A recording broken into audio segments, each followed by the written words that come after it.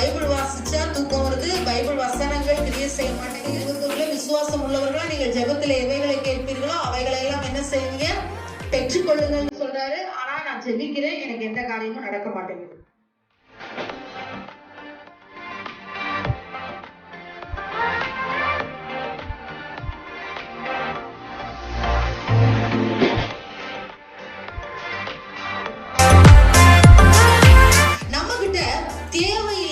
பிற வார்த்தைகள் இருக்கு. என்ன சொல்றாரு ஆண்டவருக்குனால கர்த்தருடைய வார்த்தை உள்ளார போலன்னா வேற ஏதோ ஒரு வார்த்தை எனக்குள்ள என்ன செய்துட்டு இருக்கு? கிரியை செய்து. நீ என்ன வார்த்தை பேசுறியோ அதுதான் உன்னை நீதிமானாக்கும். நீ என்ன வார்த்தை பேசுறியோ அதுதான் உன்னை என்ன செய்யும்? குற்றவாளின்னு தீர்க்கும்.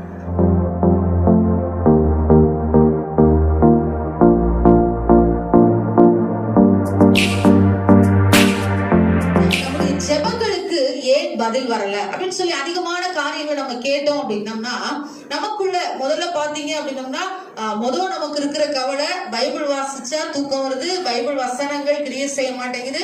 வசனம் சொல்லுது மத்தேயு 21 விசுவாசம் உள்ளவர்களா நீங்கள் ஜெபத்திலே எவைகளை கேட்பீர்களோ அவைகளை எல்லாம் என்ன செய்வீங்க? பெற்றுக்கொள்ளுங்கன்னு சொல்றாரு. ஆனா நான் ஜெபிக்கிறேன், எனக்கு எந்த காரியமும் நடக்க மாட்டேங்குது. அடுத்த காரியம் என்ன அப்படின்னு சொல்லி பார்த்தோம்னா, நிறைய தேவையில்லாத வார்த்தைகள் என் இருதயத்துக்குள்ள இருக்கு. மற்றவர்கள் நம்மளை குறித்து பேசும் பொழுது அதை குறிச்சு நம்ம என்ன செய்யறோம்? துக்கம் அடையும். இது ஏன் அப்படின்னு சொல்லும் பொழுது எல்லாத்துக்கும் ஒரே ஒரு காரணம் தான், நன்மையும் உண்மையுமான இருதயத்துல தேவனுடைய வார்த்தை இல்லை. இன்னைக்கு நம்ம இருதயத்துக்குள்ள தேவனுடைய வார்த்தை இல்லாததுனாலதான் பிறருடைய வார்த்தைகள், அதாவது என்ன சொல்ல, நியாய தீர்ப்புக்கு ஏதுவான வார்த்தைகள், ரட்சிக்கப்படாத மனுஷனுடைய வார்த்தைகளை நம்ம என்ன செய்யறோம்னா இருதயத்துல ஐயோ இப்படி பேசிட்டாங்க. ரெண்டாவது காரியம், தேவனுடைய வார்த்தை அந்த விதைக்கப்பட்டதனுடைய நோக்கத்தை நம்ம அறிந்து கொள்ளணும். நம்ம இருதயத்துல எதுக்காக ஆண்டு இந்த வார்த்தை இதனால நம்மளுக்கு பிரசங்கம் பண்றாங்க, இதனால இந்த வார்த்தையை நம்ம படிக்கிறோமே, அதை திருப்பி அந்த லைனை கத்த நமக்கு காட்டிக்கிட்டே இருக்காரு. எதற்காக? ஒன்னை வேத வசனங்களை ஆராய்ந்து பார்க்கணும்னு கத்து சொல்லியிருக்காரு. அப்ப அதனால நம்ம நல்லா தெரிஞ்சுக்க வேண்டியது, ஏன் மனுஷனுடைய வார்த்தைகள் என்ன துக்கப்படுத்துது? தேவனுடைய வார்த்தைகள் ஏன் என் வாழ்க்கையில கிரியை செய்ய மாட்டேங்குது? தேவனுடைய வார்த்தையை ஏன் என்னால கையில எடுக்க முடியல? நான் பேசுற வார்த்தைக்கு தேவ சமூகத்துல என்ன செய்யணும்? கணக்கு ஒப்புவிக்க வேணும் அப்படின்னு சொன்னோம்னா, நம்ம கிட்ட தேவையில்லாத பிற வார்த்தைகள் இருக்கு. என்ன சொல்றாரு ஆண்டவருக்குனால கர்த்தருடைய வார்த்தை உள்ளார போலன்னா வேற ஏதோ ஒரு வார்த்தை எனக்குள்ள என்ன செய்துட்டு இருக்கு? கிரியை செய்துட்டு இருக்கு. ஆண்டு சொல்றாரு யாக்கோபு எழுதின நிருபத்துல எடுத்து வாட்சி பாருங்க. நாவும் நெருப்பு தான். அது என்னவாங்க? நாவும் முதல்ல நெருப்பா, அடுத்து அநீதி நிறைந்த உலகம். அவயங்களில் நாவானது முழு சரீரத்தையும் கரைப்படுத்தி ஆயுள் சக்கரத்தை கொளுத்தி விடுகிறதாயும் நரக அக்கினியினால் கொளுத்தப்படுகிறதாயும் என்ன செய்து இருக்கிறது? அடுத்து சகல விதமான மிருகங்கள், பறவைகள், ஊரும் பிராணிகள், நீர்வாழும் ஜந்துக்கள் ஆகிய இவைகளின் சுபாவம் மனுஷ சுபாவத்தால் அடக்கப்படும். மனுஷனுடைய சுபாவத்தினால இதெல்லாம் அடக்க முடியும். மனுஷனால அடக்க முடியாத ஒன்று என்னன்னா அடக்கப்பட்டதும் ஒன்று. ஆனா அடுத்து சொல்றாரு பாருங்க, நாவை அடக்க ஒரு மனுஷனாலும் கூடாது. அடங்காத கொல்லாமுள்ளது, அது அடங்கவே அடங்காதான். சாவுக்கேதுவான விஷம் நிறைந்ததுமா இருக்கிறது. அதனால நம்ம என்ன செய்யணுமா? அதனாலே நாம் பிதாவாகிய தேவனை துதிக்கிறோம். தேவனுடைய சாயலால் உண்டாக்கப்பட்ட மனுஷனை சபிக்கிறோம். பாருங்க, இந்த நாவுக்கு கர்த்தர் சொல்லுகிற காரியம் எவ்வளவு ஒரு பெரிய ஒரு விளக்கத்தை அவர் யாக்கோபு நிருபத்துல நம்ம வாசிக்கிறோம். நாவானது நெருப்பு தான். அவர் சொல்றாரு, நம்மளுடைய முழு சரீரத்துல ஒரு சின்னோண்டு அவயம் அந்த நாக்கு. ஆனா இந்த நாக்கு பாருங்க, அந்த முழு சக்கரத்தையும் அந்த சரீரத்தையுமே என்ன செஞ்சிருந்தா நரக ஆக்கினையில தள்ளிடுறது, நம்ம ஆயுளுடைய நாட்களை குறைச்சு போடுறது. என்ன சொல்றாருல, மரணமும் ஜீவனும் உன் நாவின் அதிகாரத்துல இருக்கின்றார் கர்த்தர். அப்ப எல்லா நாட்களும் அந்த நாவு பேசுறது, நான் எதுக்கு இருந்துகிட்டு, நீ எதுக்கு இருந்துகிட்டு போயிட்டே இரு அப்படின்னா கர்த்தர் நினைக்கிறேன். நம்மளுடைய ஏன் வியாதி வருது, ஏன் நம்மளுடைய காரியங்கள் பாத்தீங்கன்னா உடம்பு முடியல, ஏன் ரொம்ப சோர்வுற்று ஐயோ மரண படுக்கையிலன்னா அவங்களுடைய வாயின் வார்த்தை தான். அப்போ இந்த நாட்களை கர்த்தர் சொல்ற, தேவ வார்த்தை எனக்குள்ள போக முடியாத படிக்கு என்னுடைய வார்த்தைகள் முதலாவது சரியானதா இருக்கணும். நான் பேசுற வார்த்தைகள் கட்டப்படுகிறதா இருக்கணும். நான் பேசுற வார்த்தைகள் மற்றவர்களை தூக்கி நிறுத்துறதா இருக்கணும். நான் பேசுற வார்த்தைகள் என்ன செய்யக்கூடாது? பிரிவினை உண்டாக்க கூடாது. நம்ம பேசுற வார்த்தைகள் என்ன செய்யக்கூடாது? மற்றவர்களுக்கு வியாதியை உண்டாக்க கூடாது. நம்ம பேசுகிற வார்த்தைகள் என்ன செய்யாது? மற்றவரை தேவ சமூகத்திலிருந்து விலக்க கூடாது. மாறாக அதை ரட்சிக்கப்படுவதற்கு ஏதுவான வார்த்தைகளா முதலாவது என்ன செய்யணும்? இருக்கணும். அதனாலதான் நம்ம சங்கீதம் 15 என்ன வாசிக்கிறோம்? யார் கர்த்தருடைய கூடாரத்தை தங்குவானா? உத்தமனாய் நடந்து மனதார சத்தியத்தை பேசணும். மனதார எதை பேசணுமா? நம்ம சத்தியத்தை பேசணும். மனதார நம்ம சத்தியத்தை பேச எப்ப முடியும்னா அதுக்கு முதல் இருக்க காரியத்தை நம்ம கடைபிடிக்கும் போது. வாசிங்க சங்கீதம் 15 1, 2, 3 வசனம். யார் பரலோகத்துல தங்குவான்? உங்க கூடாரத்துல யார் தங்க முடியும்? வாசம் பண்ணுவான். உத்தமனாய் நடந்து நீதியை நடப்பித்து மனதார சத்தியத்தை பேசுகிறவன் தானே. அவன் தன் நாவினால் புறம் கூறாமலும் தன் தோழனுக்கு தீங்கு செய்யாமலும் தன் அயலான் மேல் கொல்லப்படும் நிந்தையான பேச்சை எடுக்காமலும் இருக்கிறான். ஆகாதவன் அவன் பார்வைக்கு தீர்ப்பானவன். தேவனுக்கு ஆகாதவன் அவன் பார்வைக்கும் தீர்ப்பானவன். கர்த்தருக்கு பயந்தவர்களையோ கனம் பண்ணுகிறான். அவன் கனம் பண்ணுகிறான். இந்த இடத்துல அவர் சொல்றாரு, யார் பரிசுத்த பர்வதத்துல தங்க முடியும்? யார் தேவனுடைய ஆலயத்துல இருக்க முடியும்? யார் தேவனுடைய அந்த கூடாரத்திற்குள்ள தங்க முடியும்னா இத்தனை காரியங்கள் அவர் சொல்றாரு. அப்ப அதுல ஒண்ணு சொல்றாரு, மனதார அவன் என்ன செய்யணும்? சத்தியத்தை பேசணும். உத்தமனாய் நடக்கணும். உத்தமனுக்கு நான் கடந்த வார்த்தை ஒரு விளக்கம் சொன்னேன். தன்னைத்தான் புகழுகிறவன் உத்தமன் அல்ல. அப்ப தன்னையே நம்ம ரொம்ப பெருமையா நினைச்சிட்டு இருக்க கூடாது. அப்ப நிறைய காரியங்கள் அந்த உத்தமத்தனத்தை குறித்து இருக்குது. இப்ப பாருங்க, ஆண்டவர் சொல்றாரு இந்த இடத்துல, தன்னைத்தான் புகழுகிறவன் அல்ல, உத்தமனாய் நடந்து காட்டணும். நீதியை நடப்பித்து காட்டணும். சும்மா ஜவுடால இதை செய்யணுமா அதை செய்யணுமா ஆண்டவர் அப்படி சொல்லியிருக்காரா அப்படிலாம் கேட்க கூடாது. அவர் என்ன சொல்றாரோ அப்படியே நம்ம என்ன செய்யணும்? ஒபே பண்ணணும். அப்படியே அந்த வசனத்துக்கு நம்ம என்ன செய்யணும்? கீழ்ப்படியும். அதெல்லாம் நீதியை நடப்பித்து காட்டுகிறோம். அடுத்தவர் சொல்றாரு, மனதார அவன் சத்தியத்தை பேசணும். மனதார நம்ம என்ன செய்யணும்? மற்றவர்கள்ட்ட வீண் பேச்சு பேசக்கூடாது.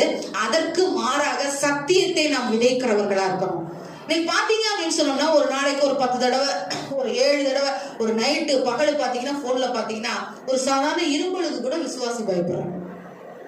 ஒரு சாதாரண சளி பிடிச்சிருச்சுன்னா உடனே கொரோனாவா இருக்குமா? சாதாரண காய்ச்சல் வந்துருச்சுன்னா என்ன செய்யறோம்? உடனே வியாதி வந்துருச்சு. என்னென்ன காரியம் நினைக்கிறேன்னா அன்னைக்கு இந்த உலகத்துல இருக்கக்கூடிய காரியங்கள் அப்படி மனுஷனை என்ன செஞ்சிருக்கு? பயமுறுத்தி வச்சிருக்கு. பயம், மரண பயம். ஆனா ஆண்டவர் சொல்றார், வசனம் சொல்லுகிறதே, உனக்கு 91 சங்கீதத்துல எந்த கொள்ளை நோக்கி நீ என்ன செய்யலன்னா பயப்படாத. உன்னதமான கர்த்தரை நீ உறைவிடமா, உனக்கு உறைவிடமா உனக்கு பாதுகாப்பா இருக்கிறதுனால, உனக்கு அவர் வீடா இருக்கிறதுனால எந்த கொள்ளை நோயும் உனக்கு என்ன செய்யாது? அணுகாது. எந்த தீங்கு உனக்கு என்ன செய்யாது? நேரிடாது. அப்ப அந்த வார்த்தைக்கு மேலாக ஏதாவது எனக்கு நடந்துச்சுன்னா, நான் தேவனுக்கு உண்மையா இருந்து தேவனுடைய சத்தியத்தின்படி நடந்த அந்த வார்த்தைக்கு மேலாக எனக்கு அது நடந்துச்சுன்னா தேவனுடைய நாமம் மகிமைப்படுவதற்கு ஏதுவாகவே. வெளிநாட்டுல ஒரு Facebookல பாத்தீங்கன்னா இப்ப வெளிநாட்டுல ஒரு காரியம் நடந்துட்டு, ஒரு தம்பி வந்து செத்து போயிட்டான்னு சொல்லிட்டு நியூஸ் சொன்னாங்களாம். கொரோனாவில இறந்துட்டான்னு. ஆனா இறந்து 20 நிமிஷத்துல இயேசு கிறிஸ்து அவனுக்கிட்ட வந்து பேசி ஜீவனை கொடுத்தான். அவன் எழுந்து 2 சாட்சி சொல்றான். செத்துட்டான்னு சொல்லி மாற்றுவரைக்கு அனுப்பப்பட்ட அந்த பையன் அவன் பாருங்க அடுத்த 20 நிமிஷத்துல உயிரோடு எழும்புறான். டாக்டரால இவன் இறந்துட்டான் முத்திரை குத்தப்பட்ட அந்த மகன் வந்து 20 நிமிஷத்துல எழும்பி நடக்கிறான். கர்த்தர் எனக்கு ஜீவனை கொடுத்தார் அப்படின்னு. ஆண்டவர் நம்முடைய ஜீவ நாட்கள் அவருடைய கருத்துல இருக்கு. ஆனா பாருங்க, அப்படிப்பட்ட அந்த வல்லமையுள்ள வார்த்தைகள் இன்னைக்கு வந்து ஒரு சாதாரண ஒரு அஞ்ஞானியை கூப்பிட்டு ஜெபம் பண்ணு அப்படின்னு சொன்னா அவன் ஜெபம் பண்ணுவான். சாதாரண ஒரு ரோட்ல யாரோ போறாங்க, ஆண்டவரை பத்தி அறியாதவங்களை கொடுத்து இதெல்லாம் நல்ல இப்படி பண்ணி ஆண்டவர் சோத்திரம் பண்ணுவான், ஜெபம் பண்ணுவான். ஆனா பைபிள ஒரு 10 அதிகாரம் யாராவது வாசிக்க சொல்லுங்க, முடியவே முடியாது. வேத வசனங்களை வாசிக்கிறதுக்கு முடியவே முடியாது. அந்த போட்டு நம்ம அவங்களை என்ன செஞ்சிடும்? அலகழிச்சு வசனம் படிக்கிறதுக்குள்ள தூக்கம் வரும். வசனம் படிக்கிறதுக்குள்ள ஒரு மாதிரி வயிறை பெரட்டுற மாதிரி இருக்கும், ஒமற்ற மாதிரி இருக்கும். படிக்க முடியாது 10 அதிகாரத்தை. ஆனா இன்னைக்கு நம்ம அந்த வேத அதுக்காக படைக்கப்பட்ட நம்ம என்ன செஞ்சுட்டு இருக்கோம்? எனக்கு அதுதான். அந்த வேத வசனங்களை உட்கொள்றோமா? எரேமியா சொல்றாரு, உன் வார்த்தை கிடைத்த உடனே அதை நான் என்ன செஞ்சேன்? உட்கொண்டேன். அந்த வார்த்தை கிடைச்ச உடனே நம்ம உட்கொள்றோமா? அந்த தேவ வார்த்தைகளை உட்கொள்ளும் பொழுது மனுஷனுடைய வார்த்தைகள் நம்மளை ஒண்ணும் செய்ய முடியாது. நல்லா தெரிஞ்சுக்கோங்க. தேவ வார்த்தைகள் நம்ம உட்கொள்ளுகிற பொழுது உலக பயம் நம்மளை ஆட்கொள்ளாது. தேவனுடைய வார்த்தைகள் நம்ம உட்கொள்ளும் பொழுது சாவுக்கு ஏதுவான நம்ம சரீரமும் உயிர்ப்பிக்க செய்வார்கள். அப்ப அந்த தேவ வார்த்தைகளுக்கு நம்ம எவ்வளவு மணி நேரம் செலவு பண்றோம், எவ்வளவு மணி நேரம் செலவு பண்ணி நம்ம படிக்கிறோம். அந்த படிச்சாதான் தெரியும் இந்த இடத்துல இந்த வார்த்தைகள் இருக்குன்னு. அதுக்கப்புறம் நம்மளுடைய சூழ்நிலைகளுக்கு மத்தியில் அதை தியானம் பண்ண முடியும். நம்ம படிக்கிறதும் கிடையாது, அதை தியானிக்கிறதும் கிடையாது. நம்ம செய்கிற பொழுதுதான் அதுதான் நமக்கு வாழ்வு. அதனாலதான் அந்த இடத்துல சொல்றாரு, மனுஷர் பேசும் வீணான வார்த்தைகளை குறித்து நியாய தீர்ப்பு நாள்ல நம்ம என்ன செய்யணுமா, கணக்கு ஒப்புவிக்க வேண்டும்.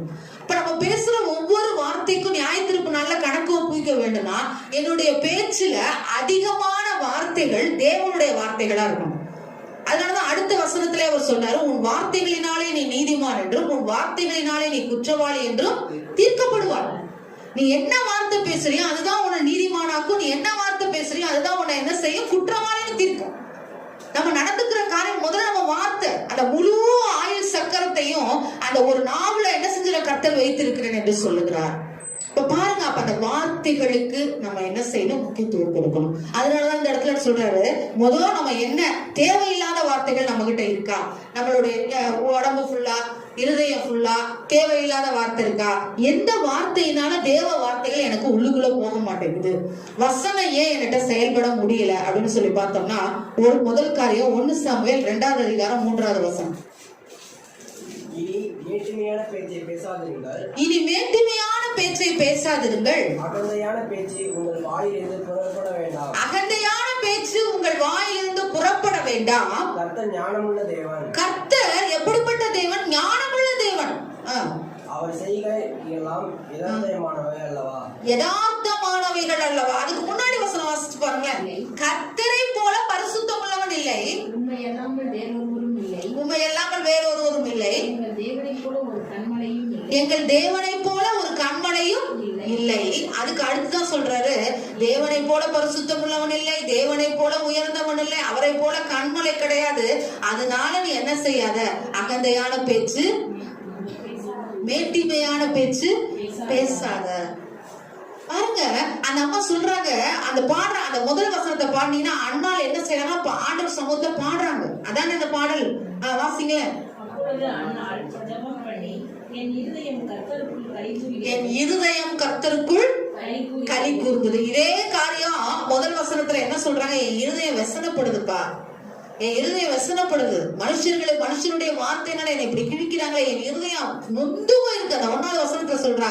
ஆனா அந்த 2ஆவது அதிகாரத்திலே கர்த்தர் அவளை என்ன செய்ய, ஆனந்த களிப்புள்ளவளாக அவளை என்ன செய்யறார், கர்த்தர் மாற்றுகிறார். அப்ப அவ சொல்றா, மேட்டிமையான பேச்சு, துரோகமான பேச்சு நம்ம என்ன செய்யக்கூடாதுன்னா, ஆண்டவர் சமூகத்துல நம்ம காரியத்தை செஞ்சுட்டு ஆண்டவர்கிட்ட போய் ஏன் ஆண்டவரை செஞ்சீங்க, எதுக்கு ஆண்டவரை செஞ்சீங்க அப்படின்னு நம்ம என்ன செய்யக்கூடாது, கேள்வி கேட்கிறவர்களா இருக்கக்கூடாது. நம்ம குறைவுள்ள மனுஷனா இருக்கும், நம்மள்ட்ட நிறைவா பார்க்கும் பொழுது நிறைய இருக்குமான்னு பார்த்தா சும்மா கொஞ்சோண்டு தான் இருக்கும்.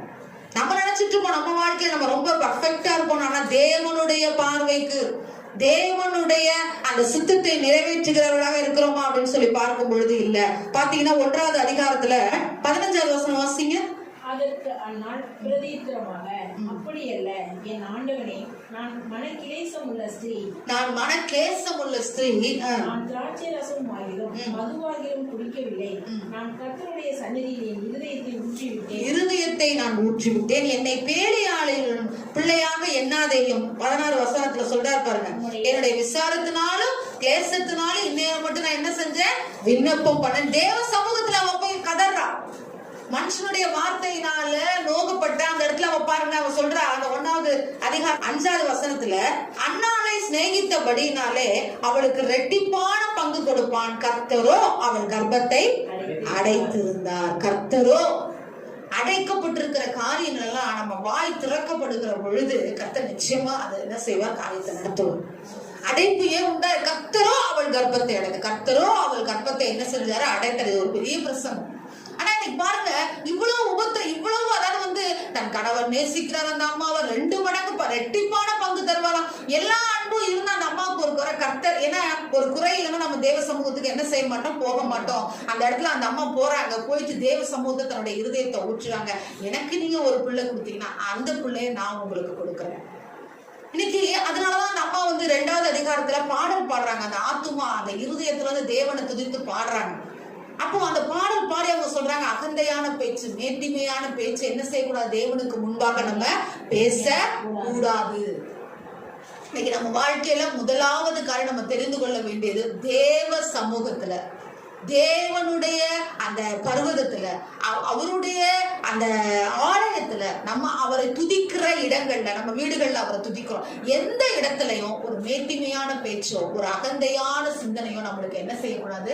இருக்க கூடாது. அதை முதலாவது நம்ம என்ன செய்யணும்? கொண்டு வரணும். எனக்கு நம்ம என்ன அதிகமான வேலை, ஏன் ஆண்டவரை, ஏன் ஆண்டவரை, ஏன் ஆண்டவரை, ஏன்னு கேள்வி கேட்கறதுக்கு நம்மளுக்கு அதிகாரம் இல்ல. இந்த இடத்துல அவ கேள்வி கேட்டாலும் ஏன் என்னோட கர்ப்பத்தை அடைச்சிங்கன்னு அவ கேட்கல. அவன் சொல்றான், நீங்க இதை செய்யுங்க, நான் உங்களுக்கு இதை கொடுத்துறேன், எனக்கு ஒண்ணு கொடுங்க, நான் அந்த ஒன்னையும் உங்ககிட்ட என்ன செஞ்சிடறேன்? கொடுத்துறேன். எவ்வளவு பெரிய அர்ப்பணிப்பு பாருங்க அந்த அம்மாவோட. அதனாலதான் அந்த அம்மா சொல்றாங்க, என் ஆத்துமா, அந்த என் இருதயம் கர்த்தருக்குள் களி கூறுகிறது. நான் கர்த்தருக்குள் களி கூறுறேன். அதனால கர்த்தரினுடைய அந்த களி கூறுதலை நிரந்தரமாக்குவாங்க அந்த அம்மா நினைக்கிறாங்க. அப்போ முதலாவது நம்ம செய்ய வேண்டிய பரிசுத்தம் அப்படின்னும் பொழுது அடுத்து சொல்றாரு ஆண்டவர், மேட்டிமையான பேச்சு, அகந்தையான பேச்சு என்னுடைய வாயிலிருந்து என்ன செய்யக்கூடாது? புறப்பட கூடாது. ஏன் வச்சீங்கன்னா, அந்த மேட்டிமையான பேச்சும் அந்த அகந்தையான பேச்சும் பேசுற அந்த பலவானுடைய வில் என்ன செய்யுமா? முறிந்து போயிடும். இதெல்லாம் நமக்கு ஆயுதம்னு சொல்லிட்டு, எனக்கு இதெல்லாம் இருக்கு, என்னுடைய பேக்ரவுண்ட்லாம் அப்படி இருக்கு, நான் ஒண்ணுத்துக்கு அசைக்க முடியாதுன்னு எவன் பேசுறானோ அவனுடைய நாட்கள் முடிந்து போகணும்னு கருத்து சொல்றாங்க. நம்ம பாக்குறோம், எல்லா இடத்துலயும் பார்க்கிறோம். அப்ப பாருங்க, ஆண்டவர் சொல்ற, பலவான்களின் வில் முறிந்தது, தள்ளாடினவர்களோ பலத்தினாலே இடை கட்டப்பட்டார்கள். திருப்தியா இருந்தவர்கள் அப்பத்துக்காக கூலி வேலை செய்கிறார்கள், பசியா இருந்தவர்களோ இரார்கள். அப்ப தேவ சமூகத்திலேயோ மற்ற எந்த இடங்களிலேயோ நம்ம முதல்ல அகண்டையான பேச்சு பேசணும்னா ஏன் இருதயத்துல வசனம் என்ன செய்யாது? தங்காது. அடுத்து வாசிச்சீங்கன்னா சங்கீதம் 59:12, அவர்கள் உதடுகளின் பேச்சு அவர்கள் வாயின் பாவமா இருக்கிறது, அவர்கள் இட்ட சாபமும் சொல்லிய பொய்யும் ஆகிய இவரை நிமித்தம் தங்கள் பெருமையில் அகப்படுவார்கள். என்னங்க, அவர்களுடைய உதடுகளின் பேச்சு என்னமா? சாபமும் பாவமுமா. அவர்கள் இட்ட சாபமும். கர்த்தருடைய நியாயப்பிரமாணமும் தீர்க்க தரிசனமும் என்னன்னு சொல்றாரு அவரு? உன்னை சபிக்கிறவர்களே நீ என்ன செய்யணும்? ஆசீர்வதிக்கணும். உன்னை சபிச்சாலும் நீ என்ன செய்யுது? ஆசீர்வதி. ஆனா இன்னைக்கு பாருங்க, இன்னைக்கு வந்து நம்மளுடைய வாயின் வார்த்தைகள் எப்படி இருக்கிறது அப்படின்னா சபிக்கிறோம். அந்த சொல்லிக்க அவர்கள் இட்ட சாபமும் அவர்கள் சொல்லிய பொய்யும் இந்த பெருமை நிமித்தம். இது ரெண்டும் பெருமை. அந்த சொல்ற, அவர்கள் இட்ட சாபமும் அவர்கள் சொல்லிய பொய்யும். அப்ப சாபம் பொய் நம்ம வாயில இருக்க கூடாது. எந்த சூழ்நிலையா இருந்தாலும் எந்த மனுஷனையும் சபிக்கிறதற்கு கர்த்தர் அதிகாரமே என்ன செய்யல? கொடுக்கல. அதை மட்டும் நம்ம தெரிஞ்சுக்கணும். எந்த மனுஷனும் நம்ம ஒருவேளை வந்து நம்ம சபிச்சு, ஒருவேளை வந்து நம்ம இதயத்தின் பாடுகள்னால இப்படிலாம் நம்மள பண்ணிட்டாங்கன்னு நம்ம சொன்னாலும் அவனுக்கு ஒரு கஷ்டம் வரும் பொழுது, நிஜமா சொல்ற, நம்ம கிறிஸ்துவுக்குள்ள இருந்தோம்னா அவங்க ஒரு துயரப்படுகிற பொழுது அவங்களை பார்த்து நம்ம கண்ணீர் வடிக்க ஆரம்பிச்சு, ஏன்டா இப்படி ஜெபம் பண்ணோம் அப்படின்ற மாதிரி ஆயிடும். சோ யாரையும் நம்மளுக்கு சபிக்கிறதுக்கு நமக்கு அதிகாரம் கிடையாது. பொய்யும் நம்முடைய வாயிலிருந்து என்ன செய்யக்கூடாது? வரக்கூடாது. ஏன்னா பொய்யுக்கு பிதாவானவன் யாரு? பிசாசு. அப்ப நம்ம பொய் பேசும் பொழுது அவனுக்கு சொந்தக்காரனா மாறிடும். அதனால நம்ம என்ன செய்யக்கூடாதுன்னா, கர்த்தர் சொல்றாரு, இந்த பொய்யும் சாபமும் உன் இருதயத்துல இருந்துச்சுன்னா தேவனுடைய வார்த்தை உனக்குள்ள இருக்காது. உன்னுடைய உதடுகளின் பேச்சு, ஆண்டவர் சொல் நீதிமொழிகளை சொல்ல, வறுமையை மாத்திரம் தரணும். இந்த வறுமையை மாத்திரம் நமக்கு கொண்டு வரணும். அந்த உதடுகளின் பேச்சை நம்ம என்ன செய்யணும்? கேன்சல் பண்ணணும். அந்த உதடுகளின் பேச்சுல முதலாவது சாபம் விடுறது, அடுத்து என்ன சொல்ற? பொய். இது ரெண்டு கலந்தா பெருமைன்றாங்க. அப்ப இது ரெண்டு நம்மகிட்ட இருக்கக்கூடாது. அடுத்து சொல்ற எபேசியர் 5:4. அப்படியே வம்பும் புத்தீனமான பேச்சும் பரியாசமும் தகாதவைகள். வம்பும் புத்தீனமான பேச்சும் தகாதவைகள். ஸ்தோத்திரம் செய்தலே தகும். நம்மகிட்ட வலிய சண்டைக்கு வந்தாலும் நம்ம என்ன செய்யணும்? சண்டைக்கு போக கூடாது, வம்புக்கு போக கூடாது. சமாதானத்தை காத்து கொள்றது ரொம்ப கஷ்டம். ஏன்னா வசனம் சொல்லுது, சமாதானம் பண்ணுகிறவர்கள் பாக்கியவான்கள், அவர்கள் தேவனுடைய புத்திரர் எனப்படுவார்கள். அப்ப வம்பு நம்ம கிட்ட இருக்க கூடாது. அந்த வம்புல நம்ம பேசுற புத்தி ஈனமான வார்த்தைகள் நம்ம வாயிலிருந்து என்ன செய்யக்கூடாது? வரக்கூடாது. பரியாசமுள்ள வார்த்தைகள் நம்ம கிட்ட என்ன செய்யக்கூடாது? இருக்க கூடாது. இதெல்லாம் தகாதவைகள். எது தகுனா எல்லா சூழ்நிலையும் நம்ம ஸ்தோத்திரம் பண்ணணும். அதுதான் தகுதியானவைகள்னு கர்த்தர் சொல்றாரு.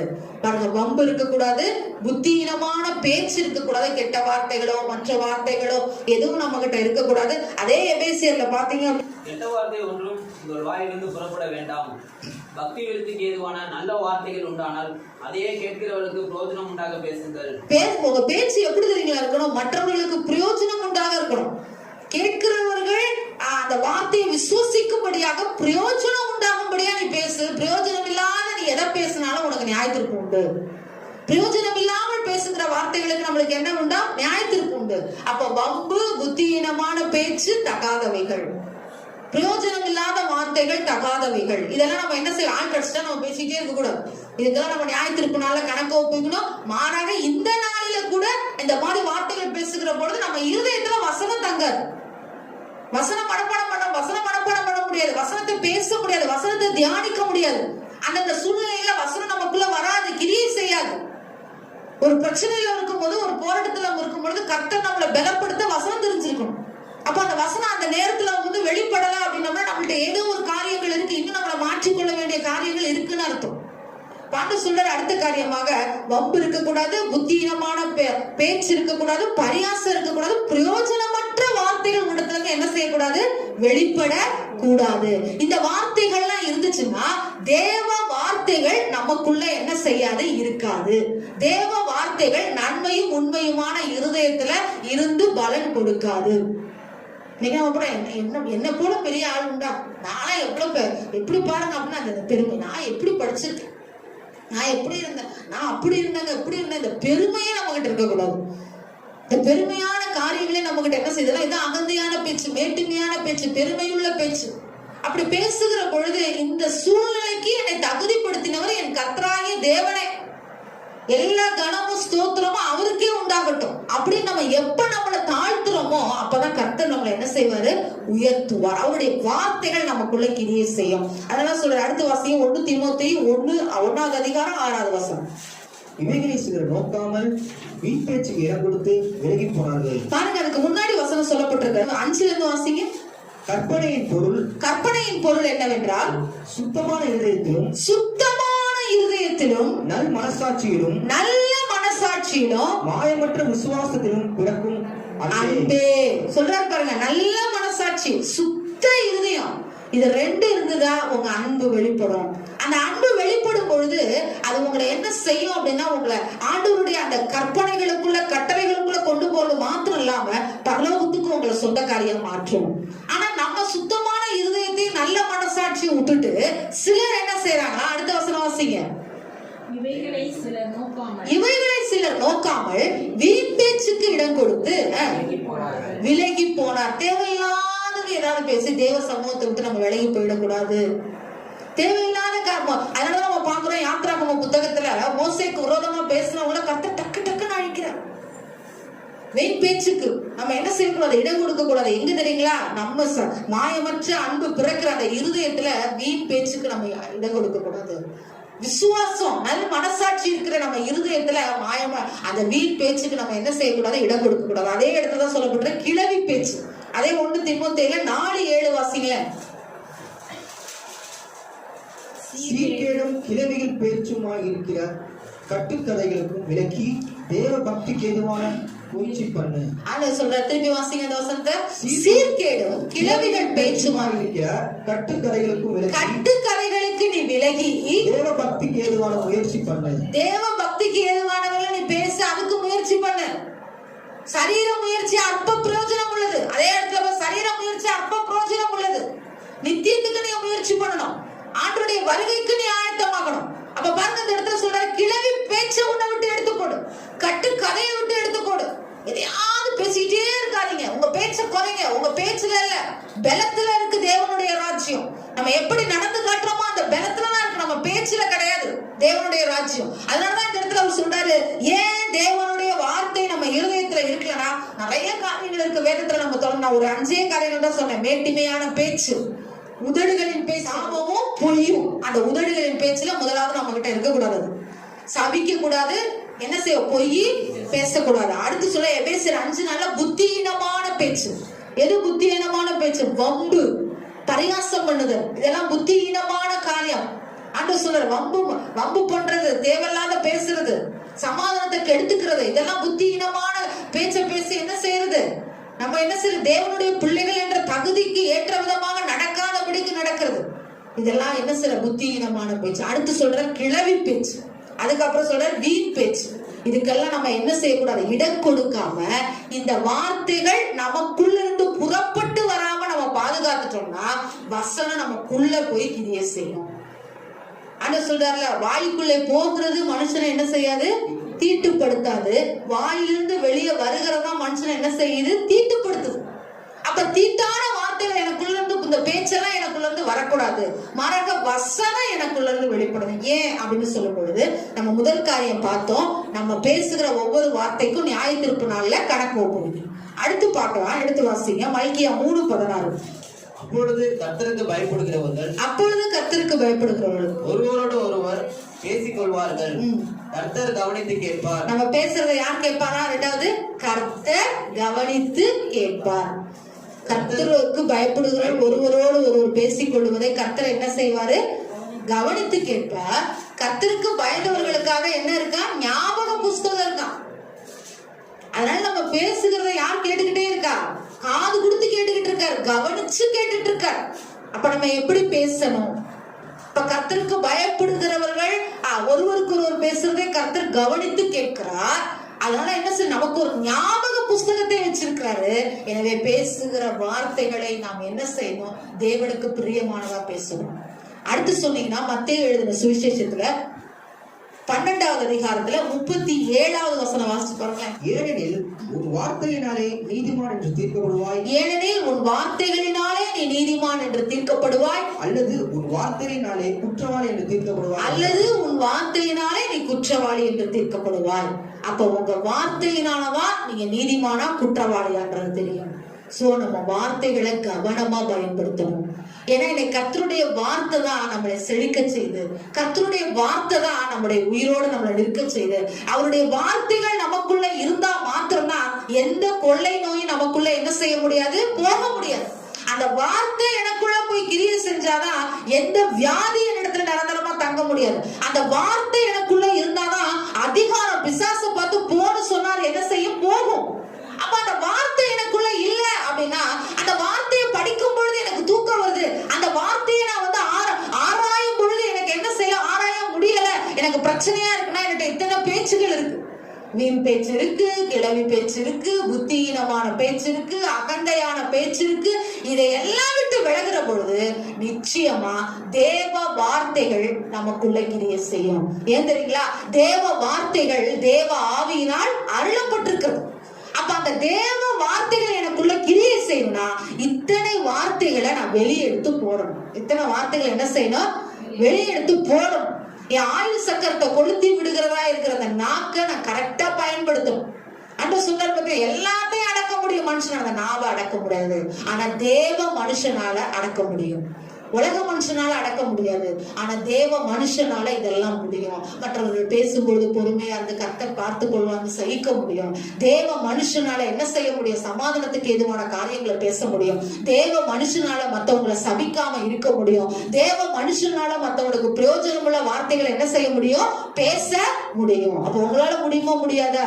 முடியுமா? அப்ப நம்மளால கண்டிப்பா முடியும். எனவே நம்ம என்ன செய்யணும்? இந்த நாட்கள்ல அவருடைய வார்த்தையினால நம்ம குடும்பம் கட்டப்படும், அவருடைய வார்த்தையினால என்னுடைய சரீரம் கட்டப்படும், அவருடைய வார்த்தையினால என்னுடைய அவயங்கள் கட்டப்படும். பேசும் என் எல்லையை விட்டு இந்த வியாதியை நீ வெளியே போன்னு சொல்லும் பொழுது உடனே நடக்கும். லேட்டா நடக்குதுன்னா என் வார்த்தையில ஏதோ வல்லம் போக்குறது, எனக்குள்ள ஏதோ ஒரு கிரியை இருக்கு, எனக்குள்ள ஏதோ. அதனாலதான் சொல்றாரு, உன் வாயிலின்றி நீ தீர்ப்பானதை நீ அகற்றி போடு, நான் உன் வாய் போல இருப்பேன் கருத்து. அப்ப அந்த தீர்ப்பானது எது? வசனத்துக்கு விரோதமானது எது? என்னை குற்றவாளி என்று தீர்க்கிறது எது? ஏன்னா எனக்கு நல்ல கனி கொடுக்க முடியாத வெடிக்க என்னை என்ன செய்து பேச வைக்கிறது எது?